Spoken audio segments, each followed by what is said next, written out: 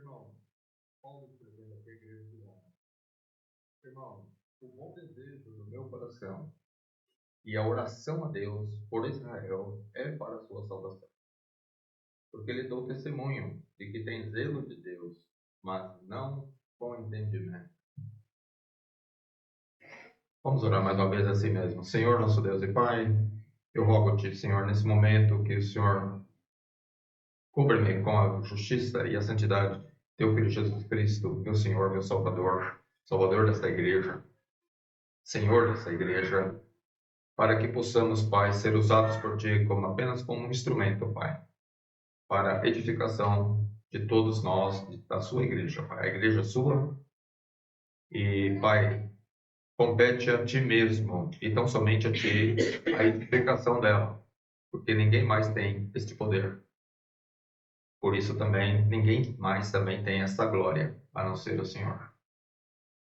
Por isso rogo, Pai, a palavra é Tua, e que eu possa falar tão somente conforme ela, e que o Senhor opere, Pai, no uso dela, na minha vida e na vida de todos os irmãos presentes, se assim for da Tua vontade, Pai.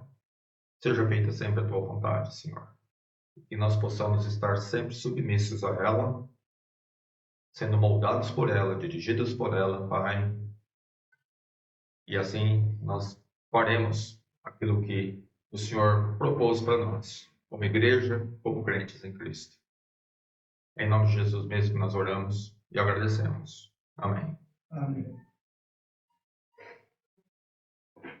O irmão Guilherme falou aqui de certezas, né, irmão? E é verdadeiro. A palavra de Deus é uma palavra de certeza para todos aqueles que estão em Cristo Jesus. Certeza de salvação. Certeza de uma glória vindoura, a qual, como está descrito, ela não pode murchar. Ela é certa, ela é viva. Palavras, irmãos, que a seu tempo, todas elas hão de se cumprir.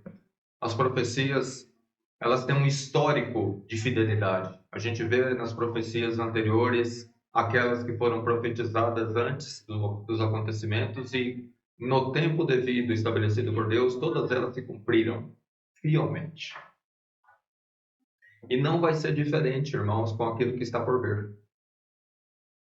Nós devemos não ser incrédulos, como muitos do passado, que duvidaram de que aquilo seria se realizar.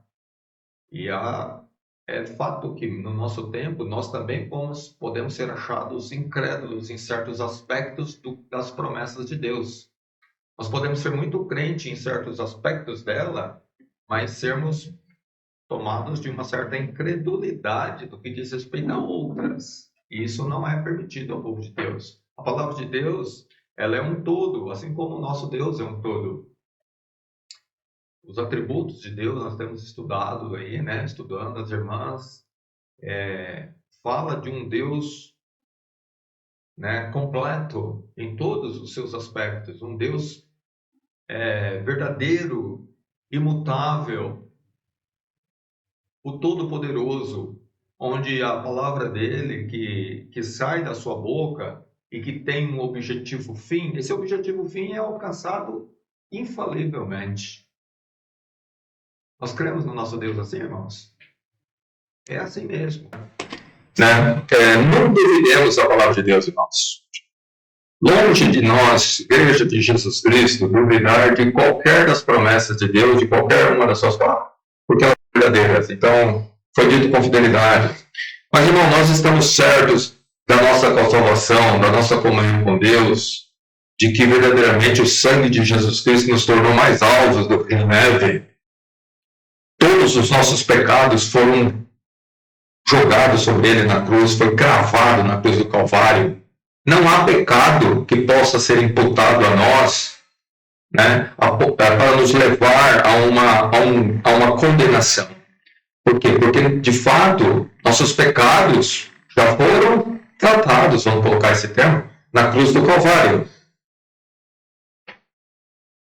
Jesus levou sobre si a culpa que era nossa. Ele não tendo culpa alguma, sobre ele foi lançado as nossas culpas, os nossos pesares, para que nós pudéssemos assim ter paz com Deus. Paulo tinha isto. E eu vou dizer uma coisa, irmão. Nós estamos falamos hoje de manhã de um atributo de Deus, do amor. O amor de Deus, irmãos, ele constrange. O amor de Deus é uma realidade na vida do crente.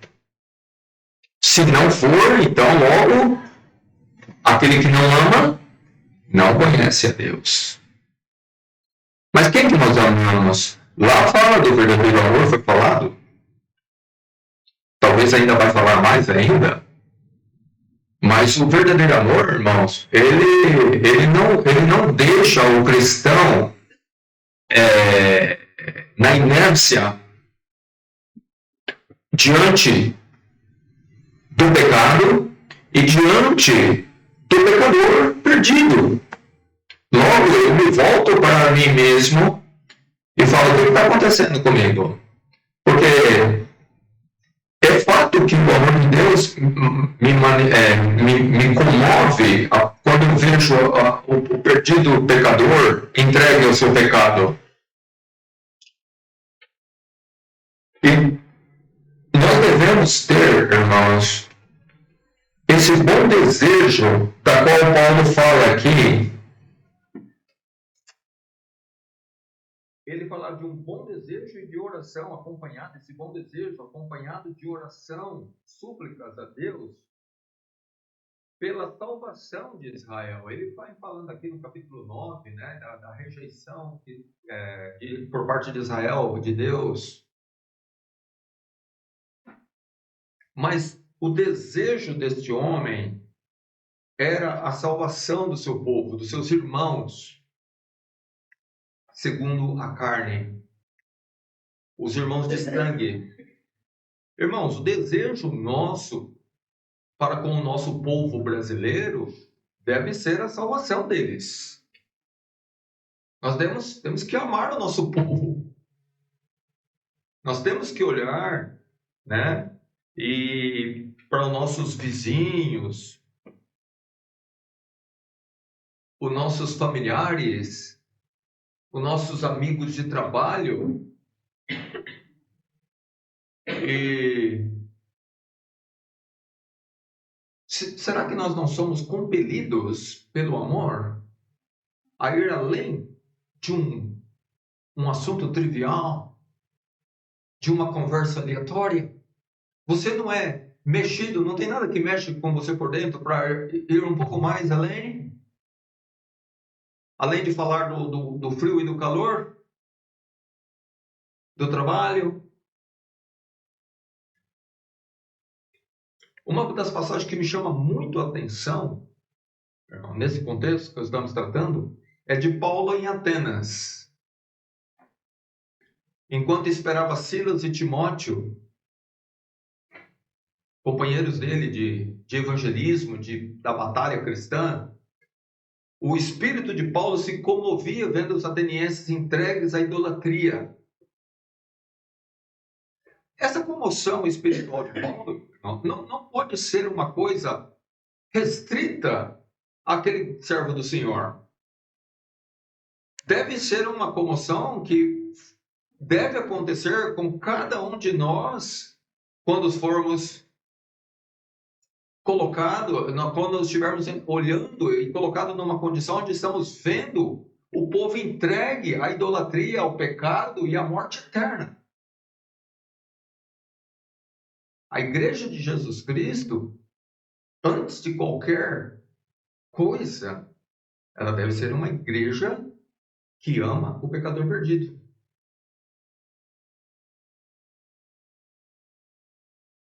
O que fez os princípios da igreja? Nasceu com João Batista, né? Logicamente ele não é o fundador da igreja, mas começou com ele no sentido de que ele preparou o caminho para aquele que foi o fundador da igreja, Jesus Cristo. Mas vamos dizer assim que o pontapé inicial começou com pregação do batismo, do arrependimento. Pregação do evangelho. Voz do que clama no deserto. Irmãos, tem que ter a voz dos que clamam na cidade de São José dos Campos, e essa voz tem que ser a nossa. Eu estou sentindo, assim, devedor a Deus, como membro dessa igreja, de que nós não temos feito muito, eu não tenho feito quase nada, em termos de evangelismo. Ora, cadê meu amor nas almas perdidas? Cadê o amor que tem por essas pessoas que passam pela rua? Ah, eles não vão dar ouvido. Irmãos, essa fala não é. Ela tem respaldo bíblico? É um argumento válido perante Deus?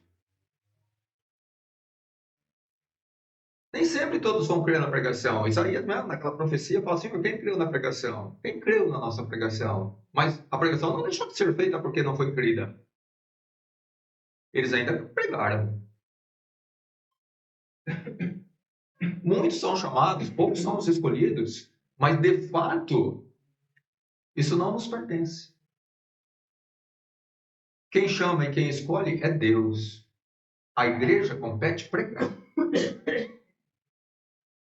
Nós não temos que adivinhar quem é que são os escolhidos. Nós não temos nem o direito de escolher a quem nós vamos ministrar a palavra. Qualquer um que passar na frente, ele precisa da palavra. É um pecador? Precisa de salvação.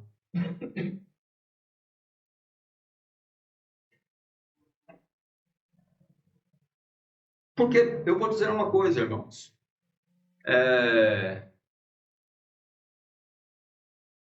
Tem muitas mentiras nesse mundo relacionadas ao evangelho. Na verdade, a maior parte é mentira. Nós somos chamados de um país cristão, mas esse país cristão não existe de fato. Existem cristãos dentro desse país, mas esse país não é um país cristão.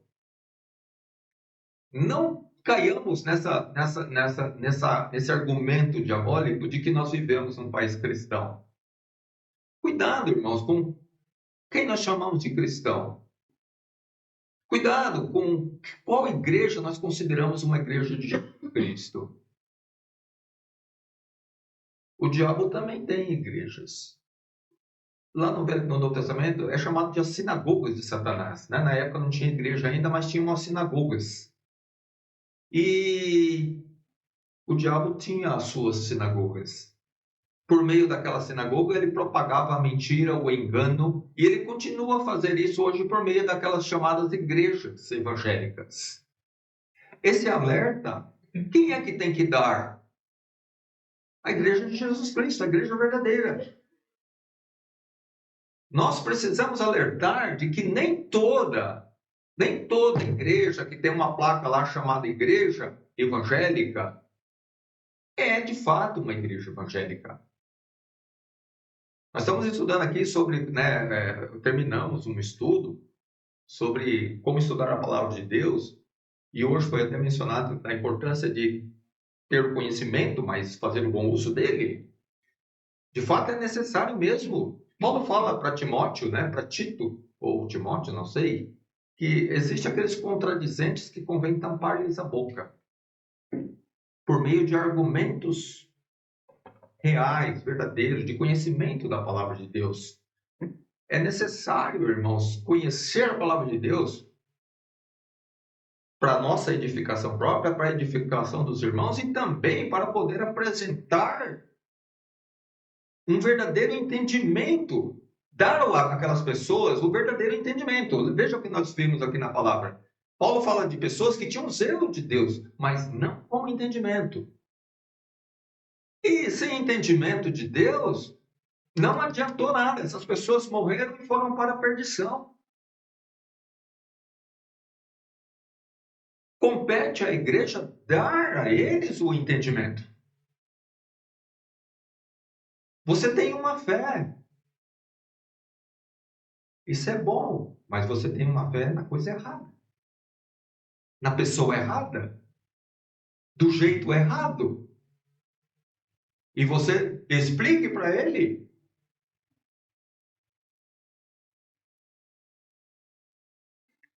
Nós precisamos, irmãos, agir nessa direção. O irmão Vitor, na oração dele, falou da necessidade de pregar, de conversão. Mas isso não pode ficar no campo da oração, tão somente. Fica totalmente nulo. Se o irmão orar, mas o irmão não falar, de que valeu a oração dele? Não valeu nada. Falando assim, mas vale para todos nós, irmão. Né?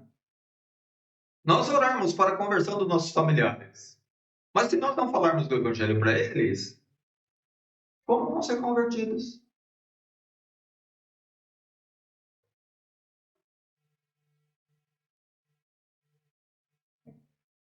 É necessário, irmãos, que nós despertemos para essa necessidade vital da igreja de pregar o evangelho, de falar, de testemunhar. O testemunho vívido vai na frente. É como um desfile, né, de importância, né, onde alguém vai na frente, né, os batedores vão na frente e atrás vêm as autoridades. Né? Quando vêm as autoridades é assim que acontece, não é? O testemunho da gente é como os batedores, vão na frente alertando. Opa, está vendo alguma coisa aí atrás? O que será que vem? Sim, vem a pregação da palavra. Só o testemunho, irmão, não salva. Só orar pela conversão do perdido não vai levar ele ao arrependimento e à fé. Você foi levado ao arrependimento e à fé só pela oração? Alguém aqui foi? Nem maneira nenhuma. Você teve que ouvir, não teve? Deus usou de pessoas para levar o evangelho até você. A maioria aconteceu dentro de uma igreja. Mas muitos começou fora. Hoje foi mencionado aqui de alguns casos onde começou com conversinhas aleatórias, mas depois entrou para o campo do evangelho e a coisa foi ganhando força, e de repente Deus operou a salvação. Bem, tá aí o exemplo. Por que não continuar? Faça o mesmo. Continue a fazer. Aquele que começou a boa obra, irmãos, deve dar sequência nela. É muito fácil desistir. Mas Deus não ampara retrocesso. A palavra de Deus sempre mostra que nós devemos perseverar, lutar, insistir, não desfalecer. Nós temos que tomar muito cuidado, porque poderoso é o inimigo, irmãos, e nós podemos facilmente nos acomodarmos, né?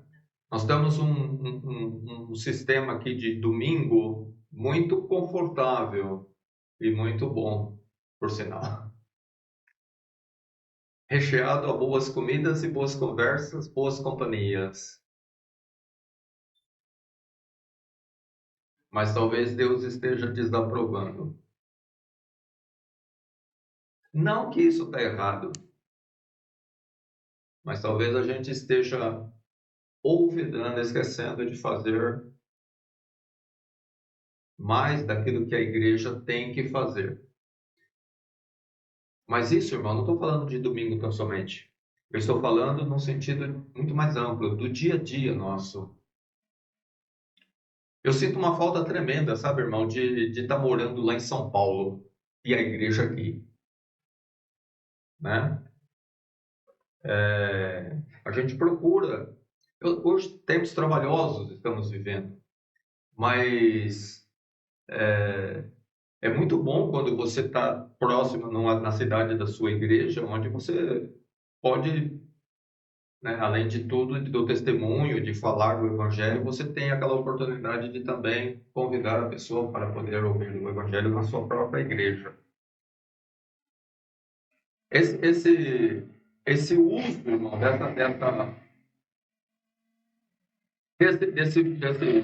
dessas oportunidades, eles têm que ser amplificados na nossa vida. Veja, quando teve a perseguição em Estevão, por causa da pregação de Estevão, não que Estevão foi o culpado, né? Ele foi vítima, mas ele houve aquela perseguição contra o cristianismo e foram dispersados dali de Jerusalém, porque o propósito de Deus era esse mesmo, né? Que a igreja fosse e começasse a pregar em Jerusalém, Judéia, Samaria e até os confins da terra, mas o povo da igreja de Jerusalém estava tudo ali juntinho.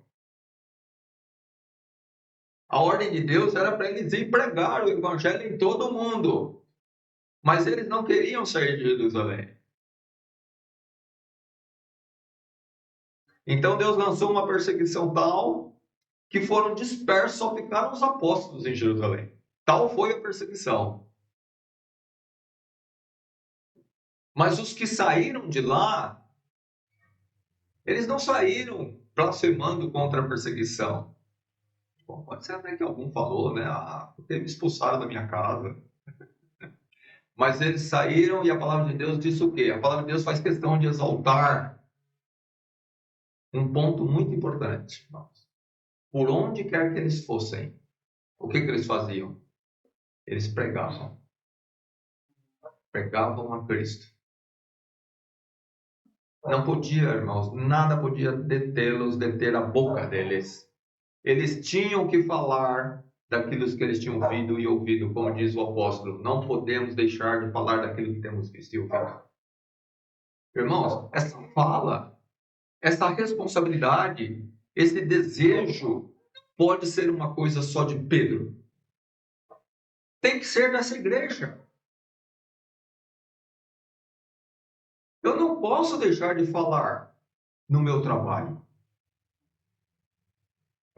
Eu não posso deixar de falar no lazer. Eu não posso deixar de falar na escola, na universidade, onde quer que seja. Eu não posso deixar de falar para meus vizinhos. Eu não posso deixar de falar para meus familiares. Se eles vão crer ou não, Deus o sabe.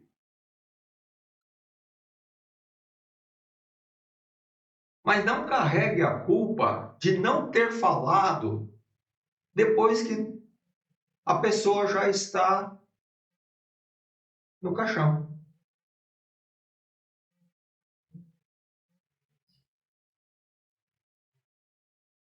Eu lembro de um testemunho do irmão Raci Félix, falecido. Ele contou uma história uma vez de que ele quis falar do evangelho para uma pessoa e aquela pessoa não quis ouvir. E uma vez ele estava num hospital e adivinha quem que estava lá? Internado. A pessoa. Eu achei interessante que ele fez um gesto, né? Ele falou que ele virou as costas, tipo, né? Ele fez assim, né? Tipo, eu não vou falar. E ele carregava esse arrependimento terrível de não ter falado. Se ele pudesse encontrar a pessoa, mas não foi possível, creio eu. Se foi depois daquilo, não sei o que aconteceu. Mas, irmãos, nós não podemos perder as oportunidades de falar. Tanto para jovens, quanto para adultos. Para pessoas idosas, teoricamente já mais próximo da morte. Sabendo do juízo que virá depois, nós não podemos deixar de falar.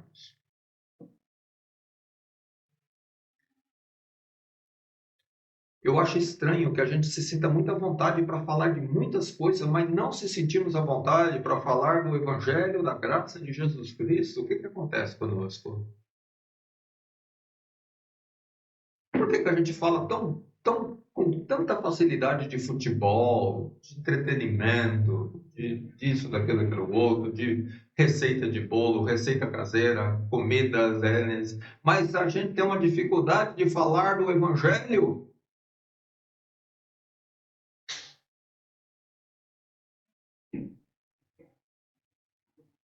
Eu vou fazer uma confissão para vocês aqui. Eu sinto falta de, no domingo, durante o tempo que a gente está aqui, de nós falarmos mais da palavra de Deus.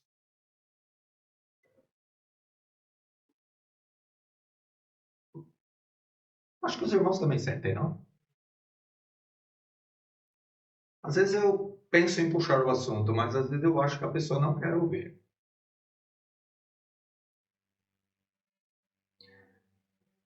Mas o mais importante, irmãos, é nós falarmos para o pecador que está a caminho de uma perdição eterna, de que Jesus Cristo é salvação para eles. Que o nosso desejo, o Paulo, ele não perdia a oportunidade. Quando ele toda a cidade que ele ia, o que ele fazia primeiramente? Ele entrava na sinagoga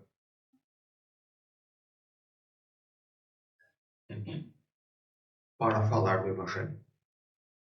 Lá aos anciãos da igreja de Éfeso, nota lá o que foi que ele disse. Que ele não deixava de pregar o evangelho nas praças, nas casas, aonde quer que ele andava, onde o pé dele entrasse, a boca dele ia abrir e falar. Irmãos, você não precisa ser um conhecedor de Gênesis e Apocalipse para ser um evangelista. Fale do que Cristo fez por você. Fale do que Cristo é para você.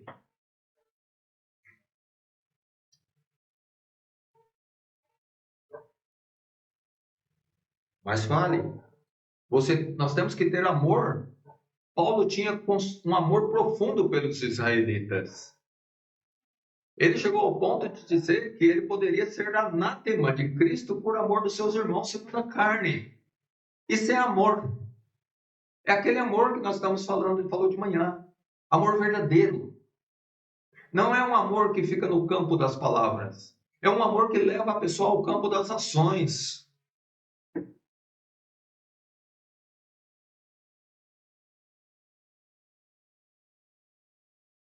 Que Deus nos perdoe, né, irmãos, por termos falhado e estamos falhando realmente nesse ponto.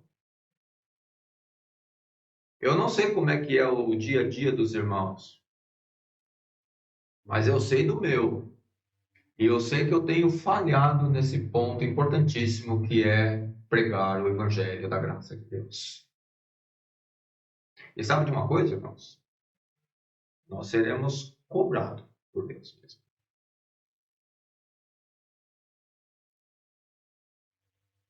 Paulo fala dele mesmo, e essa é outra passagem que me chama muita atenção. Paulo fala dele, né, quando que a ele foi dada uma missão de pregar, de falar de Jesus Cristo, de pregar o evangelho da graça salvadora de Deus, de levar a pessoa essa mensagem de salvação. E ele diz: ai de mim se eu não fizer. Como pode um homem daquele falar, ai de mim se eu não fizer? Se Paulo falou isso, então o que eu devo falar de mim? Ora, tudo bem, ele tinha uma comissão especial, ele foi chamado de uma forma especial para ser um apóstolo aos gentios, um homem com uma missão única praticamente. Mas, irmãos, Jesus Cristo organizou a sua igreja e o que ele disse a ela? Primeiramente, ele disse, ensina todas as coisas? Não. Batiza? Também não. Tudo isso sim. Mas primeiro ele disse, ide e fazei discípulos. Então, a responsabilidade de levar as pessoas ao Evangelho, ou levar o Evangelho às pessoas, está sobre minha e sua responsabilidade.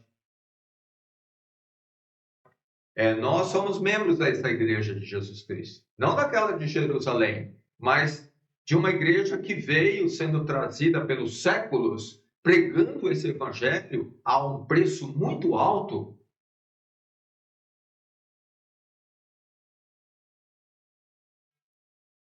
Em lugares inóspitos, tempos difíceis de perseguição N. Veja aquelas reportagens, essa eu sugiro. Veja aquelas reportagens das cruzadas, das perseguições que eram feitas contra os cristãos.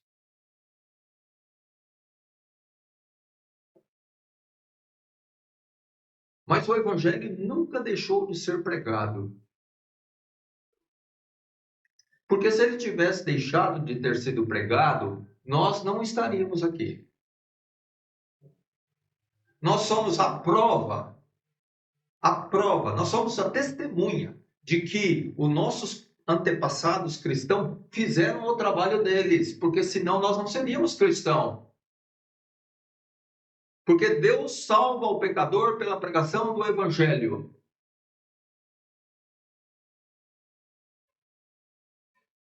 E nós devemos pregar. Nós devemos passar às pessoas, irmãos, o entendimento que lhe está faltando. No nosso país, irmãos, eu sou testemunha de que existem muitos católicos e de outras denominações, e assim, eu peço até desculpa usar nomes, dar nomes à instituição, que tem bom zelo de Deus, assim como aqueles israelitas, mas totalmente sem entendimento do Evangelho, porque nunca lhes foram dito. Ninguém lhes disse a verdade do Evangelho. O Evangelho verdadeiro nunca chegou a eles. O que chegou até eles foi um Evangelho parcial ou simplesmente mentiras. Deturpado, um Evangelho deturpado, o qual Deus não pode usar para salvar. Deus usa para salvar o verdadeiro Evangelho pregado na sua inteireza.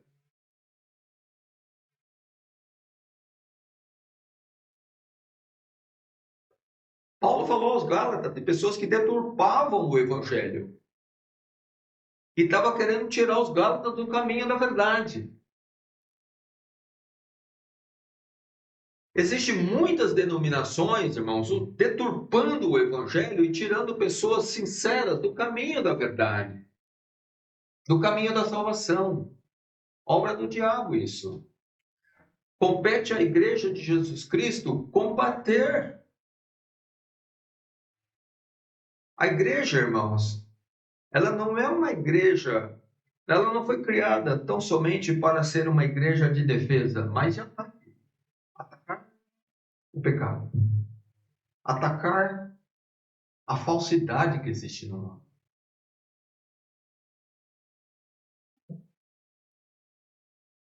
Nós temos o exemplo bíblico.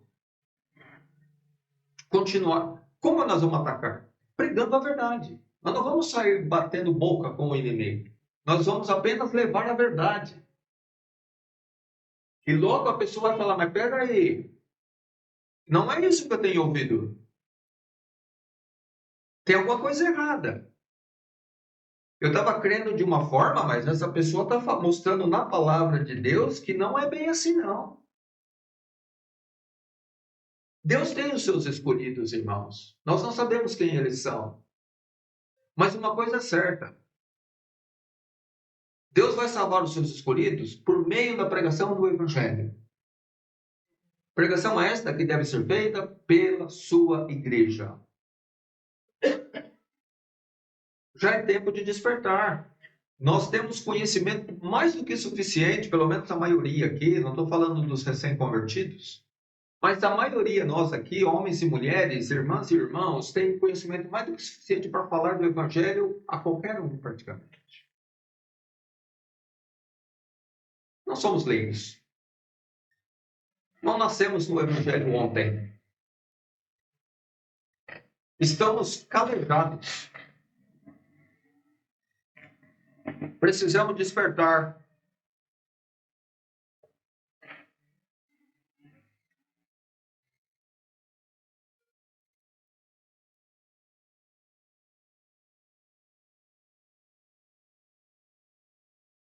Tem muitas pessoas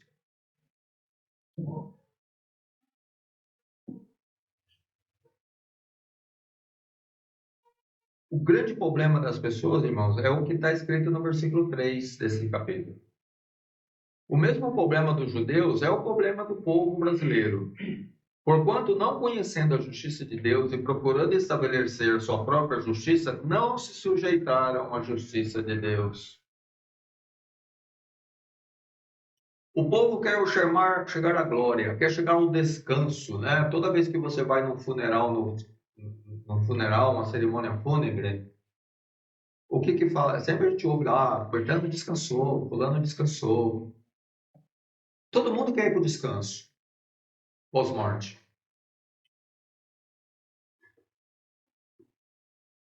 Mas pessoas querem chegar lá e tentando estabelecer uma justiça própria.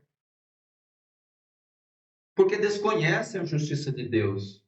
Pensam na justiça de Deus como na justiça dos homens. Uma justiça falha, que tolera erros, que dá um jeitinho,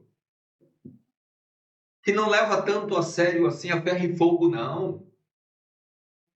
Que é capaz de aceitar uns pecadinhos sem problema. É esse conceito que o mundo tem de justiça divina. Compete a nós mostrar ao povo da perfeição da justiça divina. E de que de maneira nenhuma pessoa vai chegar à glória dos céus tentando estabelecer sua própria justiça, mas sujeitando-se à justiça divina, que é por meio de Jesus Cristo. Justiça imputada, justiça que é pela fé e não por obras.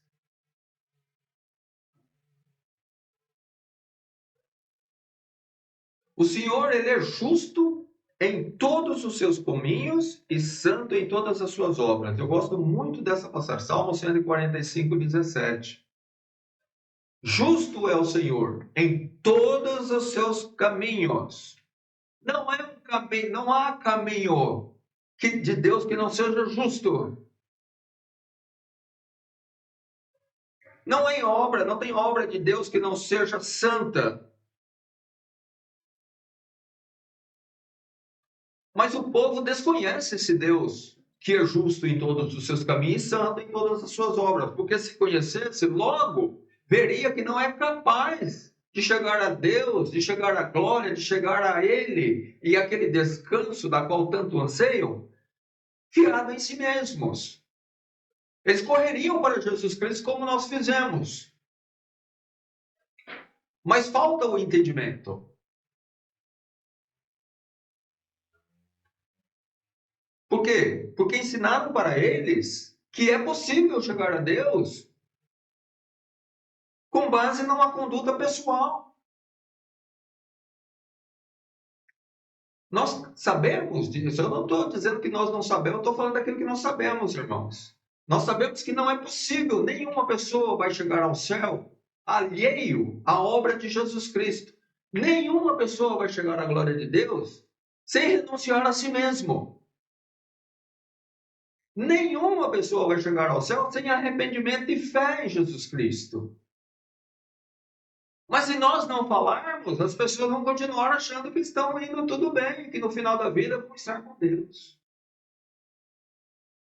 A gente ouve isso direto, está na glória. A gente chega a ficar, eu fico nervoso com está na glória, está no céu, está com Deus. Mas você olha para a vida da pessoa, quando foi que o evangelho entrou na vida dele? Não tem. Não tem uma data. Não tem um momento onde aquela pessoa ouviu do evangelho, foi levado a um arrependimento de pecados e uma conversão a Deus. Ele, do jeito que ele continuou a vida, ele sempre levou a vida da forma como sempre quis. Nunca se sujeitou ao evangelho. Nunca nem sequer ouviu dele, muitas vezes. Aliás, muitos deles nem odiavam o evangelho, não queriam nem entrar em uma igreja para ouvir. Agora, como essa pessoa está com Deus? Obviamente que ele não está. Mas nós sabemos disso. Mas eles não. Nós somos atalaias de Deus, irmãos. Assim como Ezequiel. O atalaia, ele tinha uma missão. Dar o alerta. Se ele não desse o alerta, ele ia responder. Porque ele está na função de atalaia. Que atalaia é esse quando vê o inimigo não dá o alerta? Deus foi muito claro com Ezequiel. O homem está lá nos seus pecados. Se você advertir ele e ele morrer nos seus pecados, ele vai pagar por ter morrido nos seus pecados. Mas você está isento. Porque você advertiu ele. Você falou que ele deveria deixar os seus pecados. Mas, se você ver o homem nos seus pecados e você não falar nada, ele vai morrer nos pecados. Mas o sangue dele eu vou requerer de você. Irmãos, isso tem que soar nos nossos ouvidos. Daí eu entendo porque Paulo disse: ai de mim se eu não fizer, se eu não pregar, se eu não cumprir com aquela missão que Jesus Cristo me deu. Lá em Hebreus fala, Deus vai julgar o seu povo. Ora, quem é o povo de Deus? Nós não fazemos parte dele? Claro que fazemos. Somos povo de Deus, não? Então, pela responsabilidade e pelo amor, nós devemos fazer, irmãos. Muito mais pelo amor do que pela responsabilidade, mas também a responsabilidade. Nós temos uma responsabilidade. Nós levamos sobre nós o nome de Jesus Cristo. Nós levamos sobre nós a missão de Jesus Cristo. Cristo poderia ter dado para os anjos, mas ele não deu, ele deu à sua igreja. Essa missão é gloriosa, irmãos. Tanto é que os anjos atentam para ela. Mas não lhes é permitido fazer aquilo que está na incumbência da igreja fazer. Ou é a igreja, ou não é. Agora, se essa igreja não faz, poderoso é Deus para levantar outra igreja e por meio daquela outra ele vai fazer. Mas isso seria o que para nós, irmãos? Uma vergonha sem fim. Já pensou naquele soldado covarde que foge do inimigo, temendo a morte? Ele tem uma glória? Não, ele não tem glória. Mas ele tem muita vergonha.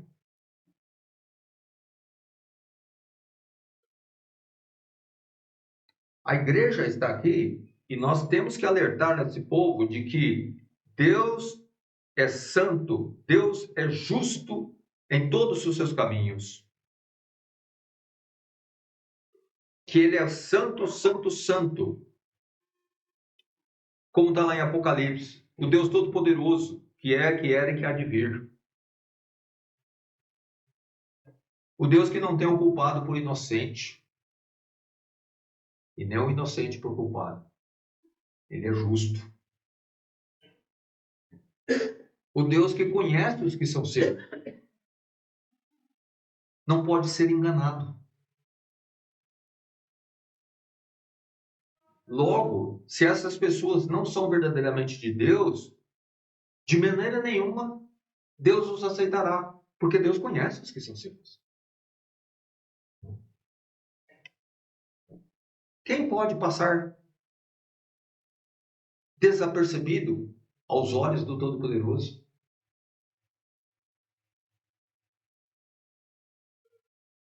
Quem pode trapacear?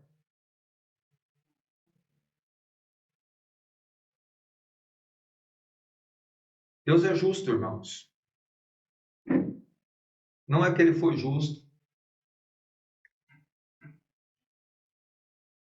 Não é que ele está sendo justo. Não é que ele será justo. E muito menos não é que ele é parcialmente justo. Deus é justo em inteireza, eternamente, imutavelmente. De maneira nenhuma ele deixará de aplicar a sua justiça. A quem quer que seja.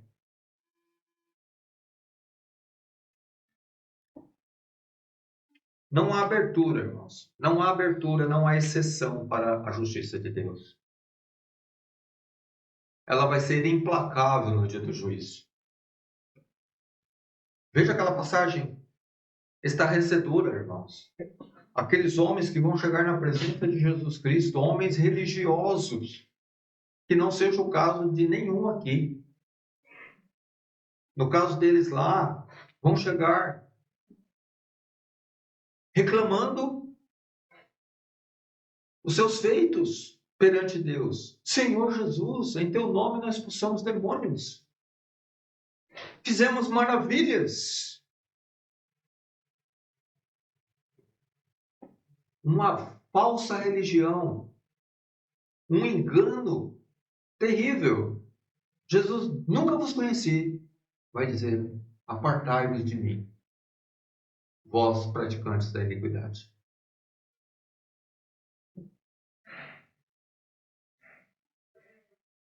Irmãos, vamos pensar naquelas pessoas que nós amamos, pessoas que nós queremos bem e que ainda não são convertidas. Imagine ele ouvindo isso de Jesus Cristo: apartai-vos de mim, não vos conheço.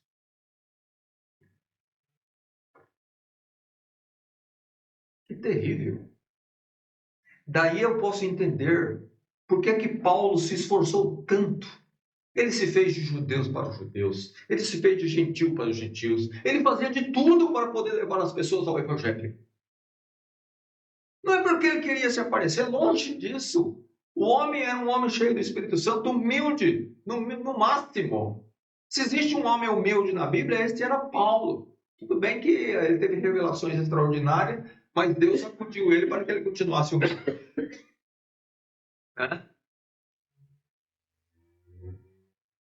Veja que ele fala lá em Filipenses, ele diz: digo chorando, daquelas pessoas cujo Deus era o ventre, que só pensavam nas coisas terrenas, que eram inimigos da cruz de Cristo. Ele chorou por conta da condição daquelas pessoas. Isso é amor verdadeiro. Spurgeon fez uma pregação muito boa sobre aquele texto, né? E ele ressalta o fato de que Paulo não era um espírito fraco, um chorão. Um espírito fraco é aquela pessoa que chora por qualquer coisa, né?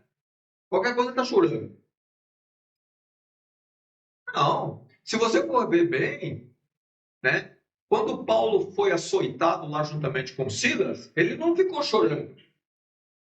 Ele cantou.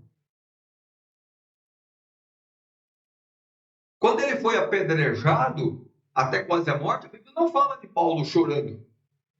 Ou quando ele era açoitado, a Bíblia não fala de Paulo chorando. Mas ele chorou por conta daquelas pessoas que estavam a caminho da perdição.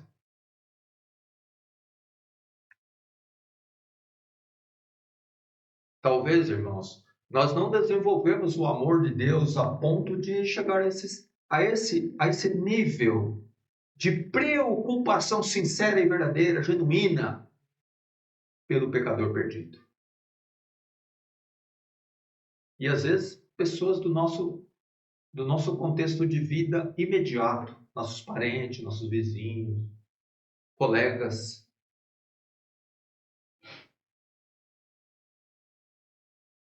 Eu faço uma pergunta e não precisa responder. Será que todo mundo com quem a gente se relaciona sabe, tem uma convicção de que realmente nós somos cristãos? Não é ter aquela ideia, parece que é. Né? Não, esse tipo que nem a sunamita com Eliseu. Né? Ela não tinha dúvida de que aquele homem era o santo homem de Deus. Depois de algumas passagens, né, ele começou a passar por lá, por Sunem, né, e foi passando, e ela foi percebendo ele. E chegou um ponto que ela não teve dúvida nenhuma. Ela comentou com o marido dela e falou: olha, eu tenho certeza, esse homem é um santo homem de Deus.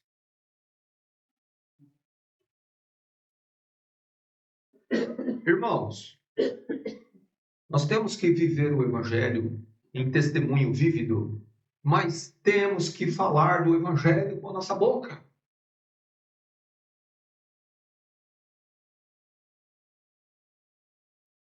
Um irmão aqui falou de uma oportunidade de evangelismo que ele teve, está tendo.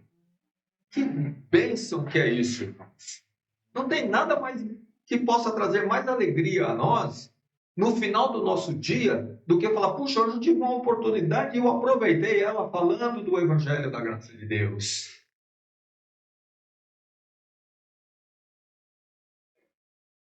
E todas as vezes que nós perdermos essa oportunidade, que Deus nos leve, irmãos, a um profundo arrependimento. Porque é motivo de arrependimento, sim. Porque é pecado.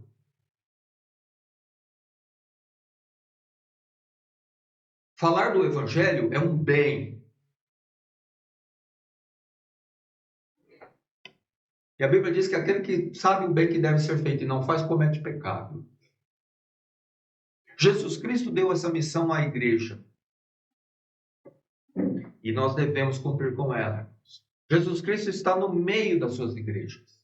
E ele está no meio dessa igreja também. Veja as igrejas lá, as cartas, 7 igrejas da Ásia. Onde é que Jesus Cristo está? No meio dos castiçais. Ele anda no meio. Jesus reina sobre suas igrejas. E ele conhece as obras de cada uma. Você já tentou para aquilo? Nós atentamos para aquilo? Veja como Jesus fala pormenorizadamente das virtudes e dos problemas de cada uma daquelas igrejas. Isso mostra o quê? Que Jesus conhece as suas igrejas. Ele sabe do que ela está sendo bom, do que está sendo boa. Mas ele sabe do que ela está sendo devedora. E aquelas que estão em dívida, olha o que ele disse para elas. Arrepende. Volta a praticar as obras. Senão eu virei a ti. Isso é uma advertência. É uma advertência de quem realmente não só fica na advertência, mas que cumpre com ela. Ali fala até de uma igreja que ele é capaz de retirar dela o castiçal. Que terrível! Já pensou Jesus Cristo não considerar mais a nossa igreja como uma igreja verdadeira? Uma igreja digna de que o Espírito continue com ela? Nós virarmos uma mera formalidade? Um corpo sem vida? Longe de acontecer. Mas para que isso não aconteça, eu e você, meu irmão, nós temos que despertar para as necessidades da igreja. E uma delas, vital, é que amanhã, segunda, terça, quarta, quinta e sexta e sábado, nós falemos de Jesus Cristo àqueles que estão ao nosso derredor, aqueles em quem Deus nos colocar de contato. Não estou falando para falar de uma maneira desordenada, irmãos, sem construir, vamos dizer assim, um campo de favorável, vamos dizer. Mas, irmãos, Deus nos deu a sabedoria para usar ela em favor do reino de Deus, e não só em favor de construção de uma carreira profissional ou de outras coisas. Ele deu a sabedoria para a gente também nós construirmos uma carreira espiritual que envolve a gente construir situações favoráveis para que possamos comunicar o Evangelho da graça de Deus. Felipe chegou para o eunuco. Bom, o Espírito falou, junta-se a este carro. Mas ele não disse para Felipe, chega lá, Felipe, e fala, entendes tudo o que lê? Não. Mas o Felipe usou da sabedoria que Deus lhe deu, ele viu que o homem estava lendo o profeta Isaías, e ele logo falou, você está entendendo o que você lê aí?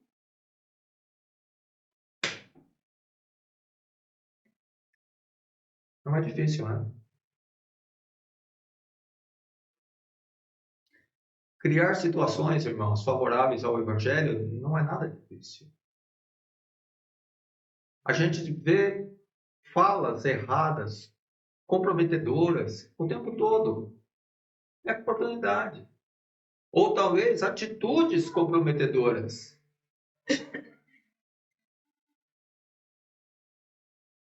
Alguém chega para você e fala, olha, eu estou me divorciando, estou largando a minha esposa. Ora, está aí a porta aberta para o evangelho.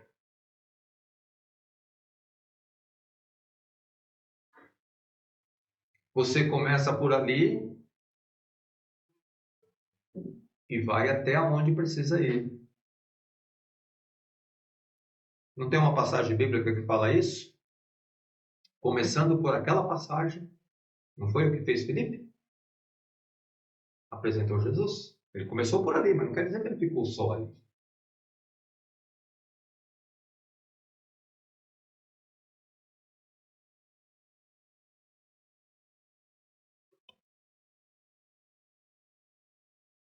Não temos tido muito visitante na igreja, né? Eu confesso que os tempos são difíceis. A gente vai ver as outras igrejas também e às vezes a coisa está acontecendo mais ou menos do mesmo jeito. Mas que não seja por falta de falar, de proclamar, de apresentar a igreja, de dizer quem você é, por que você é, por que você é membro dessa igreja, onde ela fica.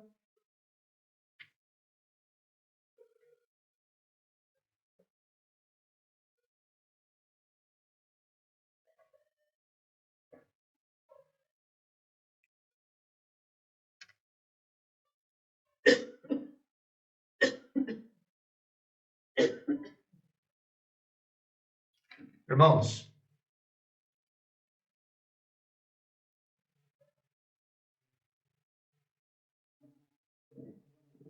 eu tinha muito que vos falar, mas o tempo não vejo.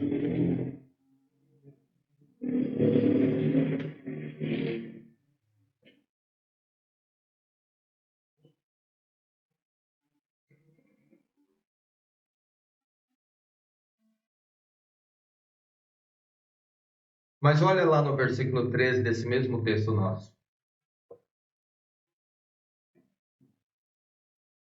Versículo 12, desculpa, irmãos. Diz assim, porquanto não há diferença entre judeu e grego, em nenhum aspecto, né? Tanto para a salvação quanto para a perdição.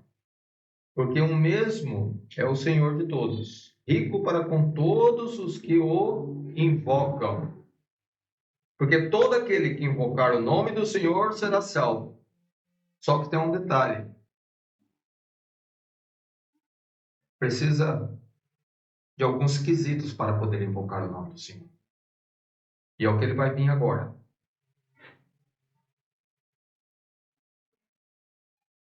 Como, pois, invocarão aquele em quem não crê? Você invoca alguém que você não crê nele? Não, né? Não vai fazer isso. E como crerão naquele de quem não ouviram? Como as pessoas vão crer num Jesus Cristo bíblico se ninguém apresentou esse Jesus Cristo bíblico para ele? Ele tem um Jesus Cristo pregado pela imaginação dele, ou pelas heresias que há no mundo, pelo paganismo, que coloca Jesus Cristo, associa ele a N outros nomes.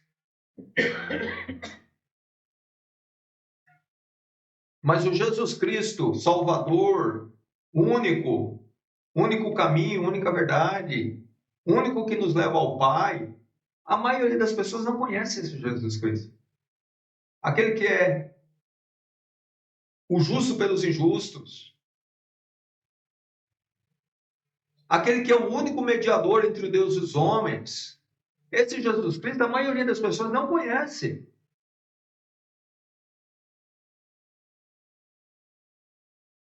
E é esse Jesus Cristo que nós temos que apresentar ao mundo.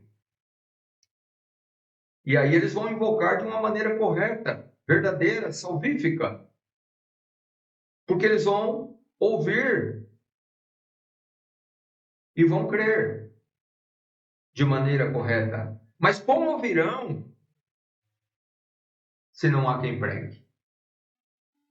Agora chega na gente, não é, irmãos? É o que Paulo está falando aqui para os romanos. As pessoas precisam invocar o nome de Jesus Cristo, precisam crer nele, precisam conhecer ele, crer nele para ser salvo. Invocar o nome de Jesus Cristo é tê-lo como Senhor e Salvador. Tu és o meu Senhor, tu és o meu Salvador. Tu és aquele por meio da qual eu consegui o perdão de Deus e a justificação de Deus. A minha salvação está em ti. É esse invocamento que salva o pecador. É obra de Deus, mas obra que Deus faz por meio da pregação do Evangelho. Para tanto, precisa ter quem pregue. E a pergunta é muito lógica. Como ouvirão se não há quem pregue? Tem como ouvir som se não existe som?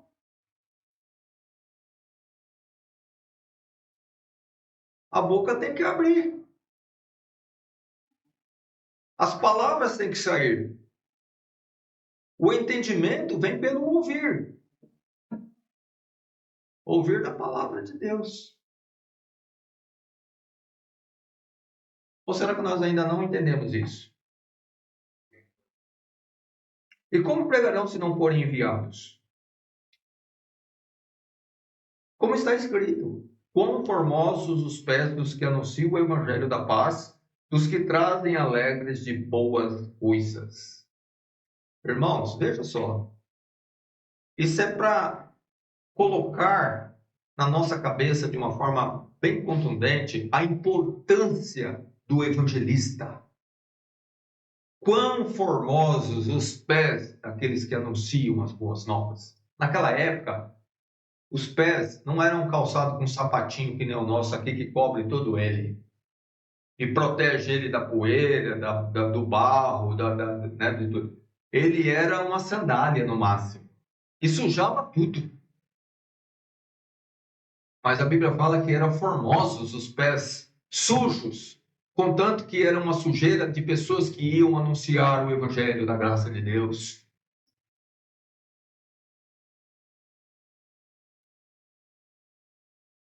Isso é para a gente atentar, irmão, para essa necessidade vital.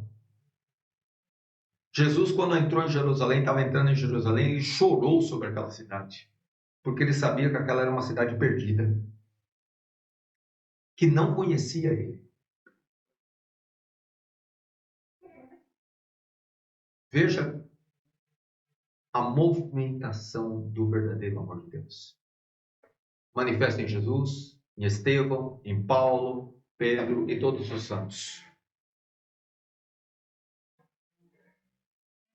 Comovendo aquele povo, incitando eles a fazer aquilo que deveriam fazer ininterruptamente. Pregar. Pregar. Quão formosos os pés dos que anunciam as boas novas, dos que levam essas alegres, as novas de boas coisas. Que boas coisas são essas? A salvação em Cristo. O perdão. A salvação do pecador. É glorioso, irmão. Você vê aquela passagem do carcereiro que fala que ele se alegrou grandemente com toda a sua casa, porque creram em Jesus Cristo. Mas como eles teriam crido se Paulo não tivesse falado? Paulo e Silas. Nós queremos ver essa alegria acontecendo aqui na nossa igreja? Então nós temos que falar. Deus ainda está salvando, irmão. A mão de Deus não está encolhida e não pode mais salvar. Deus salva em todos os tempos.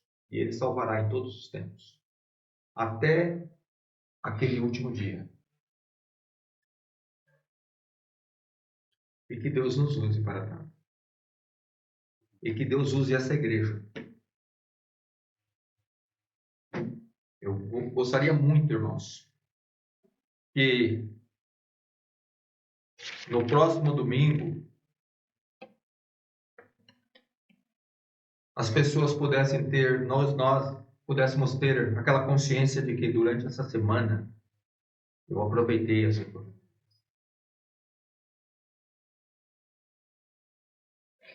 Muito mais do que falar, chegar no final de semana e falar, puxa, tive uma boa semana de trabalho. Tive uma boa semana com muita saúde, graças a Deus, amém. É bom ter saúde, é bom ter uma boa semana de trabalho. É bom ter uma semana, né, onde não faltou nada.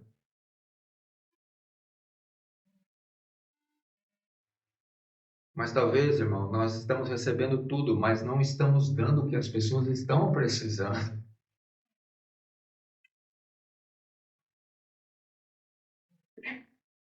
Vamos comunicar o Evangelho. Amém, irmãos? Vamos orar mais uma vez?